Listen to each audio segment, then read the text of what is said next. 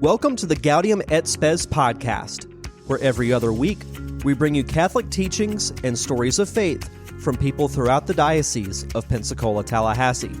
This is the Gaudium et Spes podcast. Happy 4th of July and welcome to another episode of the Gaudium et Spes podcast. If you haven't had a chance already, please check out our last episode where we finished up our series talking about the corporal works of mercy. And we specifically went over visiting the sick and burying the dead. And Bishop Bill just did a wonderful talk again to educate all of us on these two very, very important corporal works of mercy. Chez and I are in the studio and we have a very special guest who is joining us via live feed from Tallahassee. We've got Father Sean Knox. Father, great to have you here with us. It is great to be here. Wonderful. Relaxing in Tallahassee in this heat. Terrific. And you, Father Sean, on our other podcast for our diocese, Sharing the Faith, this is a regular feature for Sharing the Faith, a remote connection. So you're our guinea pig on Gaudium et Spes. So thank you for not only being here, but also joining us remotely. It's a joy to see you. It is the 4th of July. So much is going on. It's barbecue season. It's 100 degrees in Tallahassee in the shade season too. But we always start off our podcast with the first quote, the first line from Gaudium et Spes, which goes, "The joys, the hopes, the griefs and anxieties of the men of this age, especially those who are poor or in any way afflicted. These are the joys, the hopes, the griefs and anxieties of the followers of Christ." So Father Sean, we always ask our guests who are quite often, well, always followers of Christ, any joys, hopes, griefs, anxieties that you would share in your life right now? Oh my Lord. Not a whole lot of anxiety or grief. Joys come and go. They happen all the time. I'm quite lucky to be in a parish that has a grade school, actually from K3 through 8. And the kids are a trip. I mean, they when you walk into their classrooms and it reminds me of growing up, going to Catholic school. Everybody stands up when Father walks in. "Good morning, Father Sean."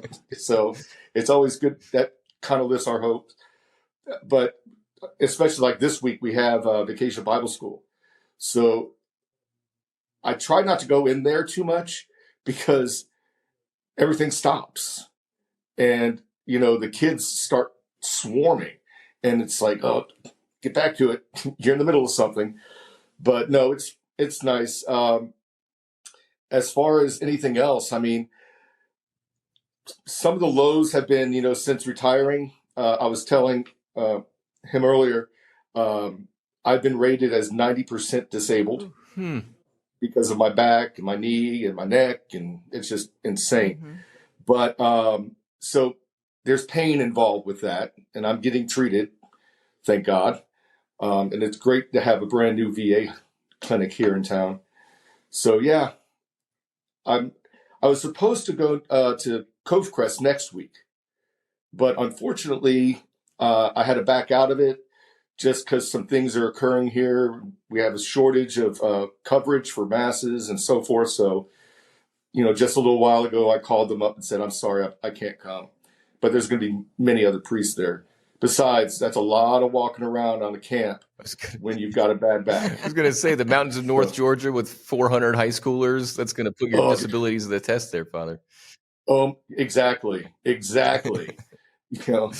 But no, there's just a whole lot going on at the parish. We're in the middle of our second capital campaign because we are the only school in Leon County that does not have a cafeteria or a gym. Wow. Okay. So hopefully in September, we're breaking ground. We're just waiting on the permits from the county. Fantastic. And you know how slow those people can go. Yeah. Well, great. Thank you for sharing that, especially all that goes. People think that sometimes parishes and schools kind of shut down there in the summer, but no, it's full swing, steam, all systems go. Awesome.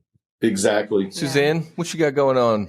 Well, just Well, my parents are in Biloxi for the summer. Uh-oh. Yes, it's a wonderful thing. They've been going there for the last couple of years now. And so I try to get over whenever I can and have just a nice weekend with them. And I know what you're thinking and I know what you're going to ask. And yes, we do gamble a little. There it is. That's what I thought. That's why they put me in Tallahassee. Yeah. Yeah, I mean, it's fun. I love doing it. My parents get a kick out of it, and they're always winners. It's so frustrating. I told my husband, I said, I think they've got little cameras behind the machines and they let the old people win, but, and they take the money from the young folks. Yeah. But anyway, it was just nice to spend time with them and see them. We found a great restaurant over in Pascagoula. And so, yeah, had some really good, seafood and stuff. So yeah, it was Beautiful. really nice. And, Ches, I think last time we spoke, you were headed out on a family vacation. So how did that turn out? It was awesome. Back to the old stomping grounds in Melbourne. Had a massive, for our family, which is oftentimes just me and my wife and our kids and our in-laws and my brother and sister-in-law. We had, three of the uncles, new cousins, baby cousins. Just there was about 30 of us at dinner a couple nights. I made meatballs for everybody. So the Kelly side of the family is Irish, German. You know me, the Italian pride. So Kelly and I actually worked together. We churned out like 55 meatballs and 6 pounds of pasta, made a whole bunch of sauce. And, Wow. of course, everybody gave it a big round of applause. And so we had a lot of fun, a lot of good times, just enjoying the Florida sunshine. And it wasn't even too hot. We had like 30-mile-an-hour winds that cooled everything down the whole time. So Oh, beautiful. the perfect little summer vacation. Yeah, definitely. Mhm. Sounds great. Well, let's get to the heart of why we're here. So yes, Father Sean. So, for many of our viewers, they may never have had the opportunity to meet you yet. So let's learn a little bit more about you. So tell us, where did you grow up and what ultimately brought you down here to beautiful Tallahassee, Florida? Well, I was born in Illinois at Great Lakes Navy Base. And at the age of when I was 1, my dad decided, they were getting ready to cross-train him to be a helicopter pilot as a warrant officer. And he said, you know what?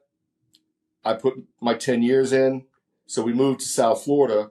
My grandparents and my uncle had already made the move back in the early 60s. And so we moved there when I was 1, grew up in Homestead, Florida. Okay. Florida City, actually, the last city before you get to the Keys. But I went to Homestead Senior High. I was in the first class that went all 4 years. Grew up basically altar serving my entire childhood.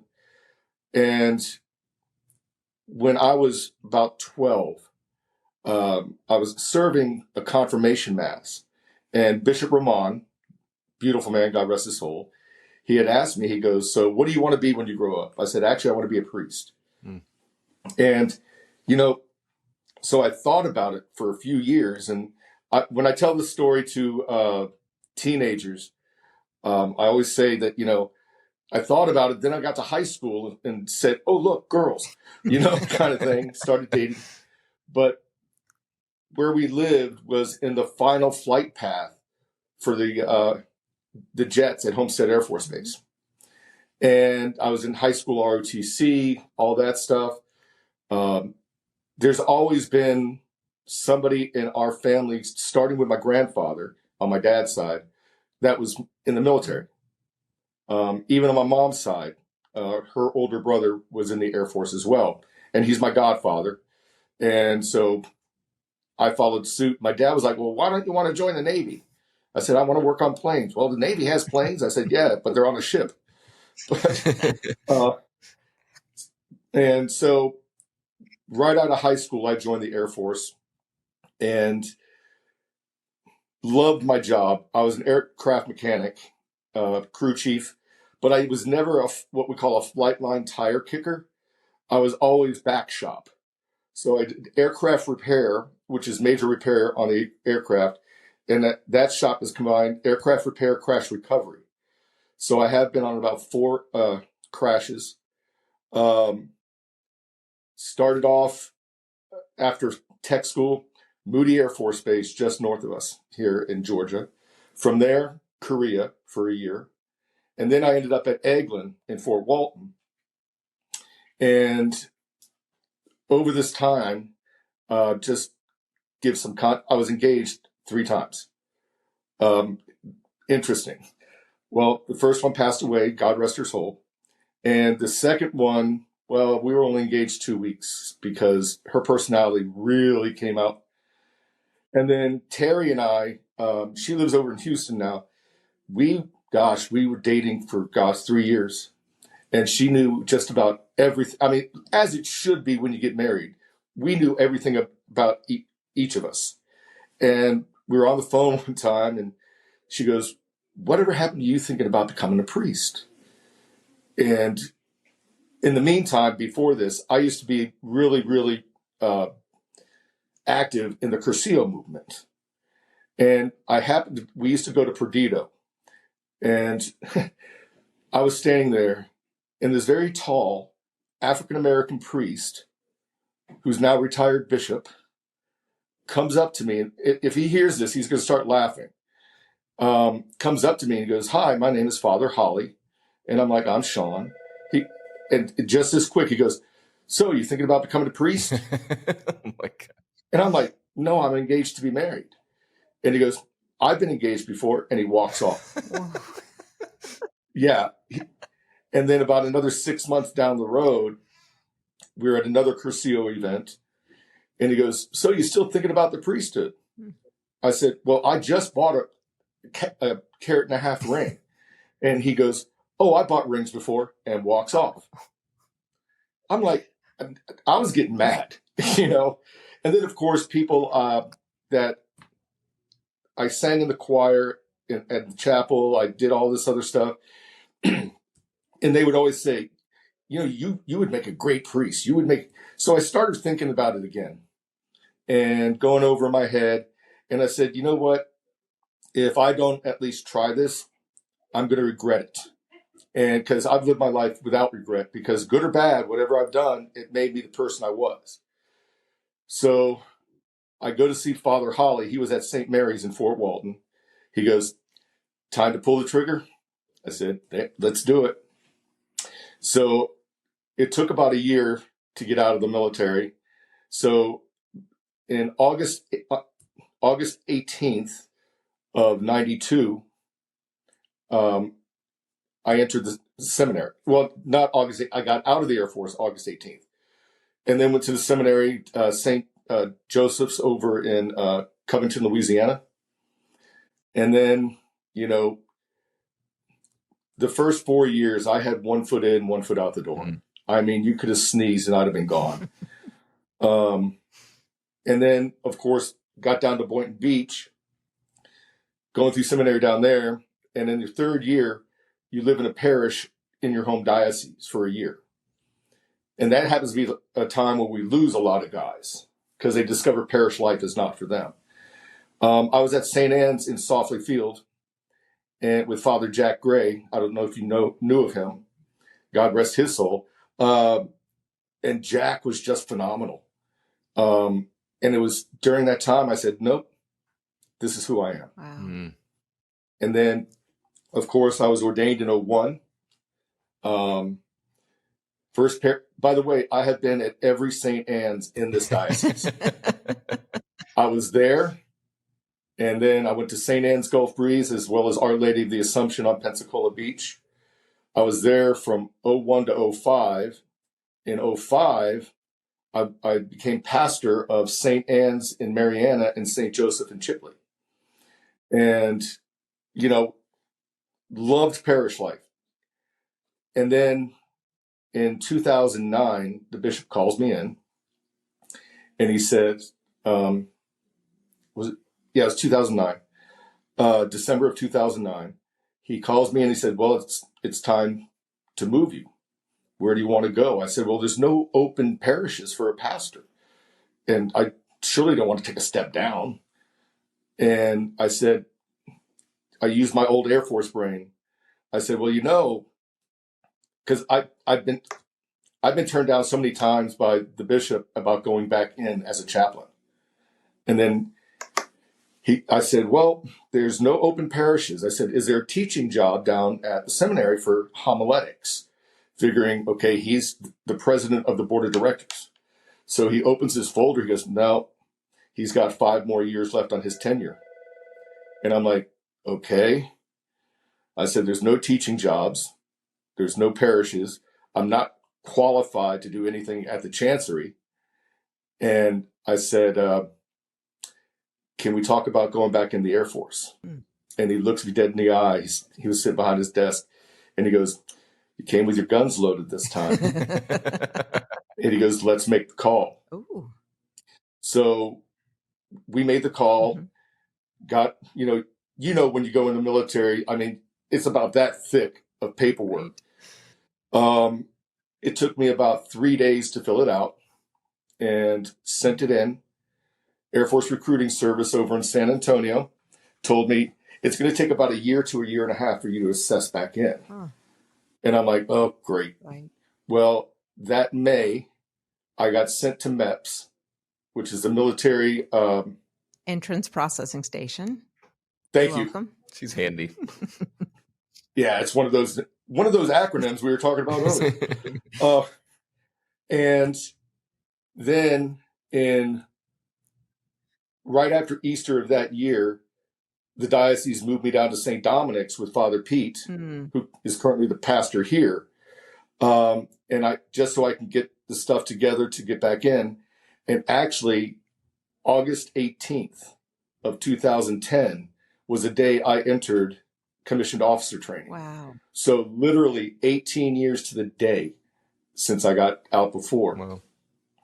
And from then on, it was, all full steam ahead. So it only took literally 8 months for me to process in. Wow. Yeah. And again, I told the bishop, I said, it's not that I don't like parish life. I love parish life. But I think that I'm really being called to do this. And there's similarities and there's differences, obviously. So, but yeah, I got to go overseas. My first assignment was Randolph Air Force Base in San Antonio, in the northeast part of San Antonio. And then I deployed. I was what they call the Forward Ministries chaplain. So I was deployed to Qatar, which is Qatar for most people. And every 2 weeks, I would fly between Qatar and Saudi Arabia to Escon Village there. And that was an experience. I did that for 6 months. Never saw combat, was never in a hot zone. And that is literally the only time I can think of during my entire chaplaincy that I wore my uniform during Mass. Because you had, even off duty, you had to wear your uniform. So I didn't even have clerics with me. Wow. And then from there, went back to San Antonio. And it's funny, made a lot of good people at that parish, at the chapel. When I first got there, they had a retired priest for a while. And we had maybe 50 people at the Saturday evening Mass. And then the early Sunday Mass, maybe about 100. And then the later Sunday Mass, about 180. When I left there, we had about 150 people on Saturday night. On Sunday, early Sunday, we had about 220. And at the later Mass, close to 250. And that my last Easter there, we had 500 people try to squeeze in. We had to set up chairs outside and speakers and all that stuff. And I literally, from there, got my top pick of assignments. And no, it was not Aviano. Everybody in the Air Force is trying to go to Aviano. So it was a Lodges Field in the Azores. Yes. Ooh. Yes. When you're growing up in South Florida and the Florida Keys are your playground, being on an island in the middle of the Atlantic, it was number one. Wow. And it was cheap. The food was good. The people were great. So I spent 15 months there and then went back to San Antonio to Lackland Air Force Base because I was told I was handpicked because of the way I built up Randolph. I was there for 2 years in the permanent party chapel, then another 2.5 to 3 years working in basic training. That was an experience. It was incredible, but you talk about joys and then griefs and anxieties. I was assigned to the medical hold unit, and which means you have all the broken trainees plus those who had legal issues. And if I start telling stories about basic training, this podcast will go on till tomorrow. And from there, I went back to permanent party for another 1.5 years. COVID hit. I had gotten orders to go to Andrews Air Force Base, and I was supposed to go there in May. But of course, COVID hit. So they stopped all movement in the military. And so once they started allowing people to move, I said, let's go.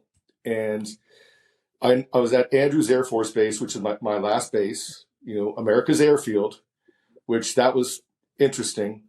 Is this one, because by the way, this is when the Air Force One takes off from? Everything stops. Once the president is on base, it's called a ramp freeze. So if you're walking on the ramp, you have to stop. And he can be sitting on the ground for 2 hours, and you're standing in a hot sun for 2 hours. It's incredible. Luckily, I never had a ramp freeze when I was going to the other side of the base. And I spent my last 2.5 years there before I decided, it's time to retire. I got my 20. I'm broken. My body can't handle this anymore. So, I put in for my retirement, and December of, it's what, 24? Yeah, December of 22, excuse me. I went on terminal leave, terminal leave is all the leave that you have accrued plus 10 days that the military gives you. So I had 3 months of full pay with the cost of living for Washington, D.C. Go figure. I was not hurting. Let's put it that way. And then, of course, my pay from here. Very good. So, so now my retirement went fully into effect 1st of March of 23. And to bring this all full circle, and we'll get to some of these other questions, I promise you. And when I got here, March 1st, I had to go and turn my ID card in and get a retiree card. Well, I not even thinking about it, drove up to Moody Air Force Base, and looks exactly the same as it did when I was 20. And I went into Force Support Squadron, FSS, went right to the counter. There was nobody there, which that's puzzling, and got my retirement ID card. And I walked out, and it hit me. I just retired on the same base I started. So it was kind of a very surreal moment. But I loved every minute of it. Every minute. That's fantastic. Well, first of all, we just want to say thank you for your service. I mean, that's just incredible. My pleasure. All that you've done, and the lives you've touched, I know have been just too many to even count. So, but taking a step back, so you got ordained and then you came back here to the diocese and you served in several local parishes, and then you went back into the Air Force and received your commission and started your service as a military chaplain. How hard was that transition? Was it a difficult transition going from civilian to military? life? Well, the difficulty in the transition was it's a completely different Air Force that I left in 92. I remember, and I was in as a staff sergeant, okay, when I was enlisted. In fact, Father Steve Voigt was a lieutenant in the reserves at the time, and he and I used to practice Taekwondo together. But I remember my first day to go to work. Sorry, people keep trying to call me. We used to have something called Blues Monday, where you had to wear your blues. And I was staying at Billeting. I had just got in the day before on Sunday. And I walked out of my room, and Randolph has 2 flight lines and 2 runways. And I can smell the exhaust from the planes because they were starting them up for training. And I literally teared up because I'm like, I'm home. This is what I remember. And hit the ground running. I was assigned there to the ops group. In fact, this Saturday, that's why I'm going to California on Thursday to do a wedding for the former commander of the ops group there. Not for him, for his daughter.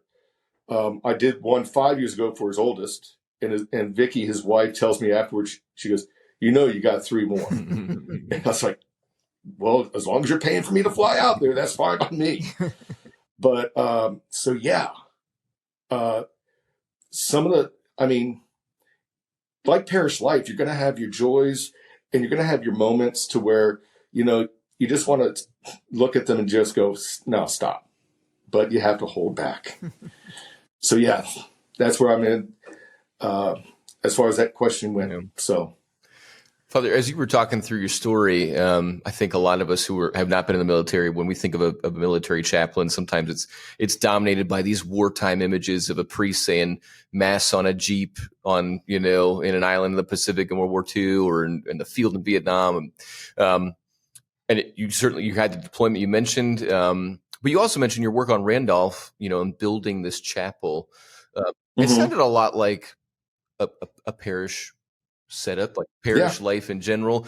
And I think that's what a lot of maybe Catholics don't understand is like military chaplains are in many ways, they're pastors of parishes that are shared with other locations. Can you talk more about the similarities there? Well, there's very, very, priests in the military is the, I'm trying to think about how to say it. Basically, we're the most undermanned career field in the entire military. In the Air Force, we are allotted 200 slots. Currently, we have less than 100. People, when you counsel people in the military, no matter what denomination, it doesn't matter. I've had Jewish people, Muslim people, all that come in, and because they were assigned to my unit. But when it comes to the sacraments,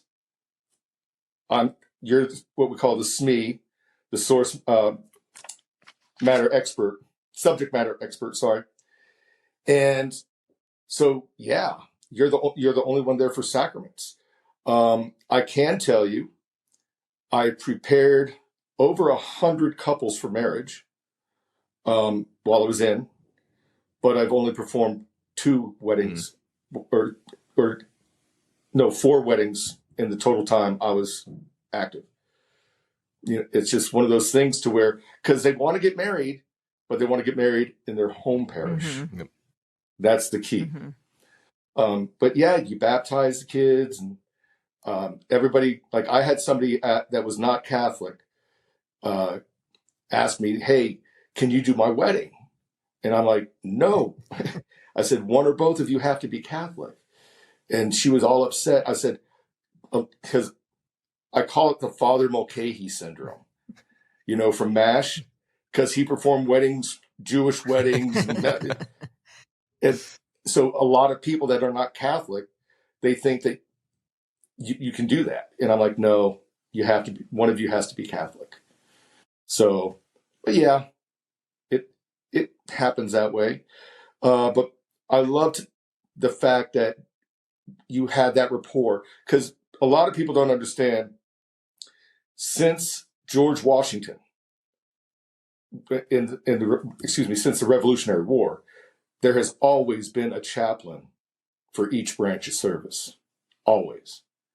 And we have something that nobody else has.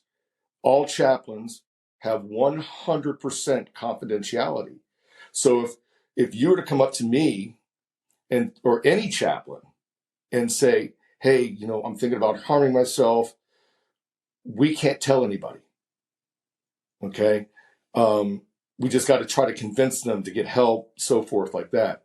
But even in everyday counseling, it's called privileged information. It's your privilege to tell the story, not mine. So it's funny because all chaplains have that now, or they've always had it, because of the Catholic chaplains. Because in civilian life, if somebody goes up to a Protestant minister, whatever denomination, says, I'm thinking about killing myself, they feel they have to report it. So we actually had a chaplain. She had her endorsement removed because she went up and told somebody that this Navy person in training at Fort Sam Houston for medical, that they were thinking about hurting themselves. So she broke confidentiality.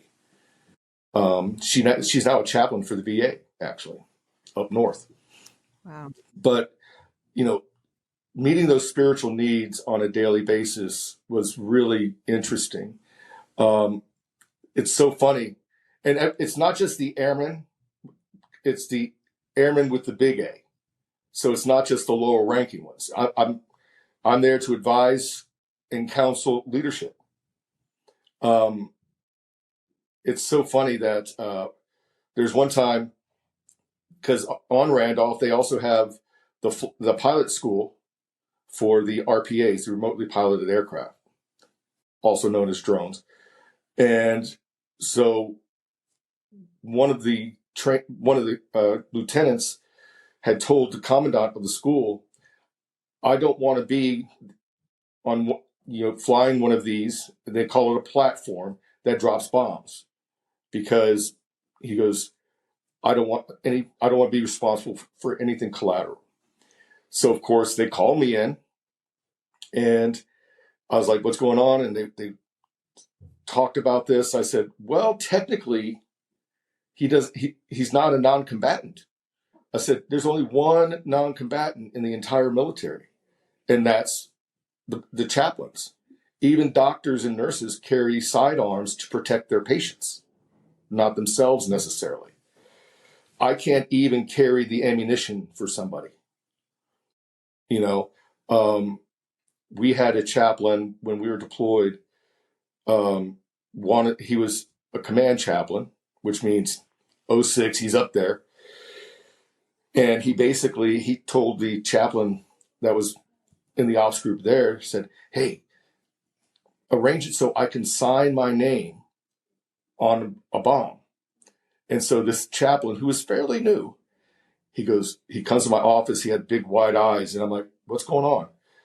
I just had Chaplain so-and-so tell me to arrange for him to be able to sign his name on a bomb. So I said, okay, now we go to the wing chaplain. And I said, he has something to tell you. And the wing chaplain's like, absolutely not. Because if that bomb drops and that part of the bomb does not get disintegrate or something, you just had a chaplain drop a bomb on somebody. Well, Chez, if you can't tell already, he's got what we call a ton of sea stories. And so this is what happens when you get a retiree on the other end of the camera. They have story after story after story. And the funny thing is I'm half Irish and half German, like your wife. Uh-huh. My great-grandfather on my mom's side was a German merchant marine who jumped ship in Mobile Bay when World War I broke out. And then my dad's side, his grandparents were from Ireland, both Limerick and dairy. So yeah, it was. I've got what they call the gift of gab. Storytelling Yes. genes for sure running strong. Yeah, very good. Well, Father, as a fellow retiree, I know there's there's some aspects that I really miss about being on active duty, and I'm sure you can probably say the same. So, what are those one or two things that you miss the most?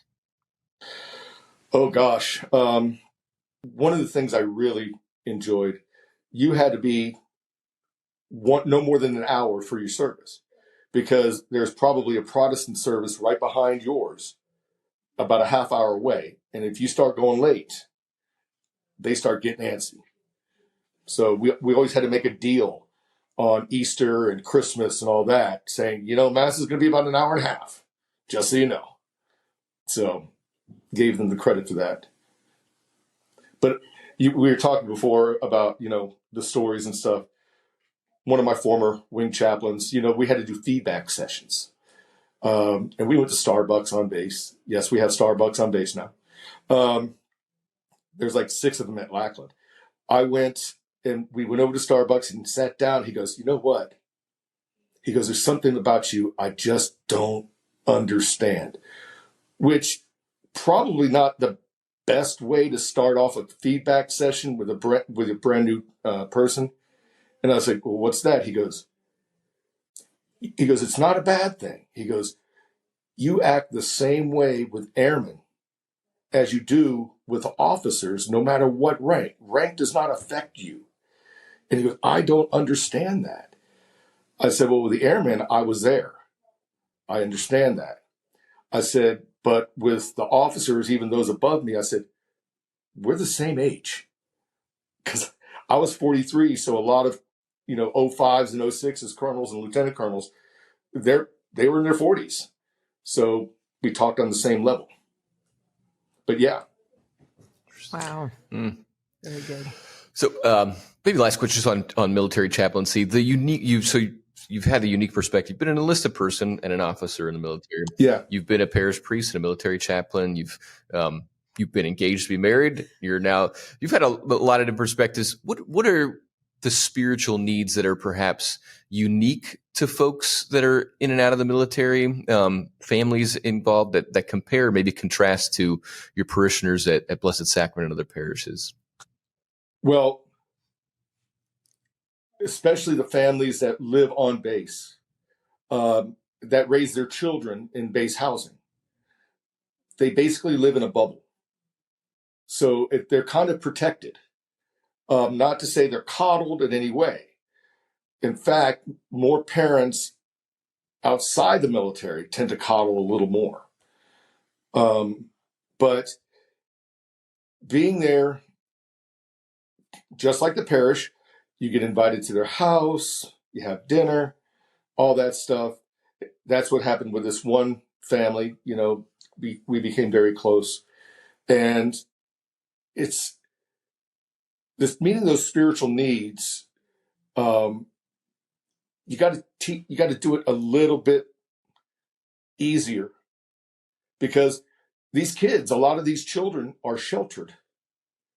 And I was asked to teach middle schoolers about modest dress, all this other stuff. I said, well, before I do that, I want a letter signed by all the parents sent to the parents saying, you can have your child removed. These are the topics that we'll be talking about, or you can leave them there. And I asked my religious education director at the time, I said, did we get the letters? It was the Friday before. She goes, oh, yeah. And then next thing you know, on Monday, I got like 30 phone calls and emails. What did you do? And I'm like, what? Well, you signed the letter. Oh, we didn't see a letter. Oh. And I went back to the religious education director and she goes, what letters? So I always tell people that work for me 2 things. If somebody's coming in for counseling, you say nothing. That's a given. And don't lie to me. And those are the 2 things that will get you fired right off the bat. And that's what I found out that the chaplains couldn't fire contractors. So, but yeah, it's just one of those things. You got to be very easy because these kids live in a bubble and they grow up sheltered in the ways of the world sometimes. So you got to ease your way into it.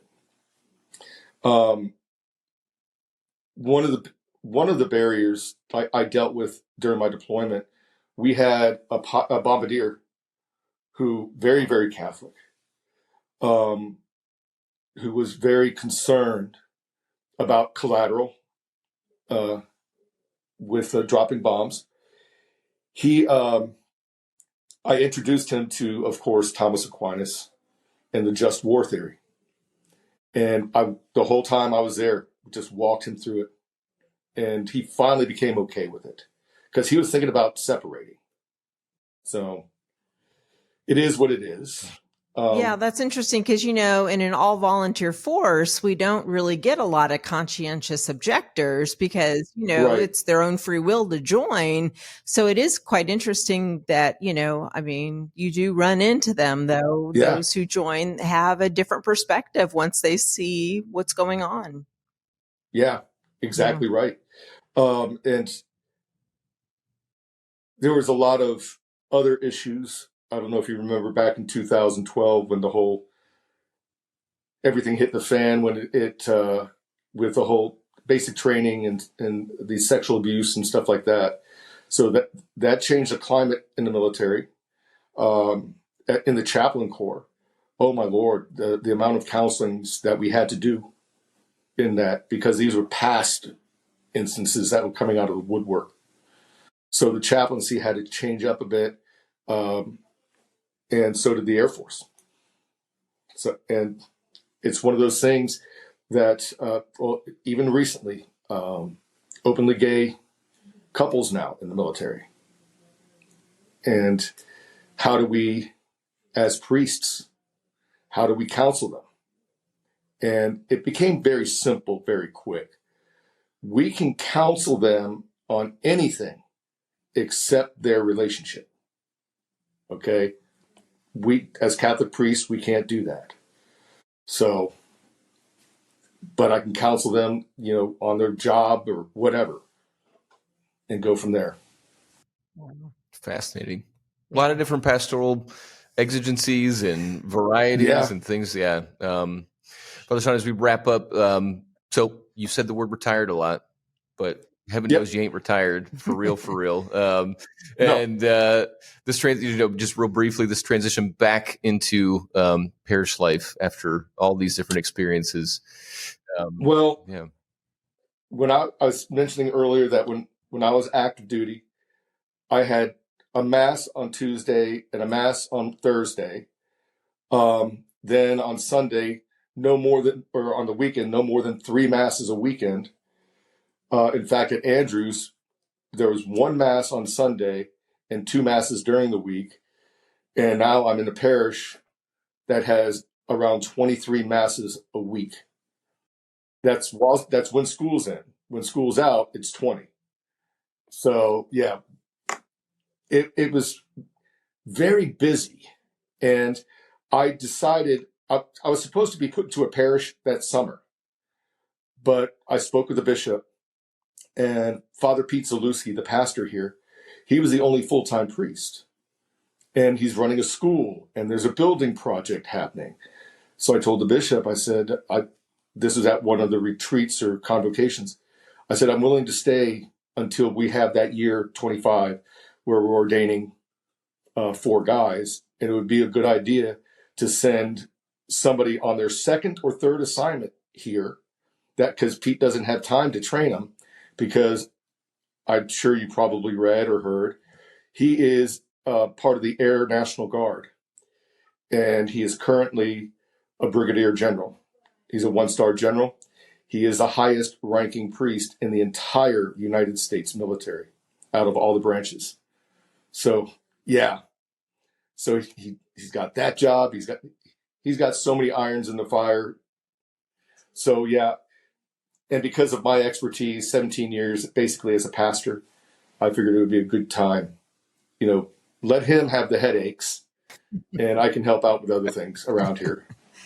Well, fantastic. Well, Father Sean, gosh, it was such a pleasure to have you on our podcast here today. Thank you for sharing your story with us. And I know you've definitely inspired others. And I'm glad that Father Holly asked you those questions. That was Father Holly. Yes. That is an anecdote I'm going to stick into every marriage preparation that from here to eternity. I can't imagine what your marriage preparations were like with that story in the back pocket. So yeah, thank you for sharing that. And we really appreciate your time. I appreciate you having me here. Absolutely. Terrific.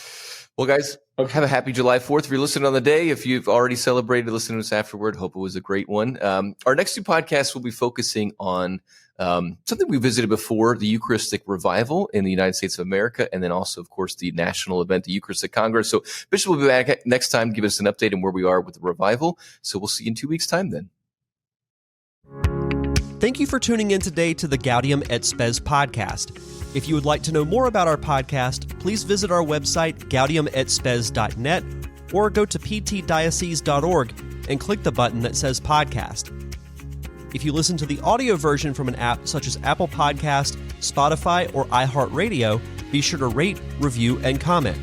If you watched us on YouTube, be sure to like and subscribe or leave us a comment there as well. Thank you for joining us.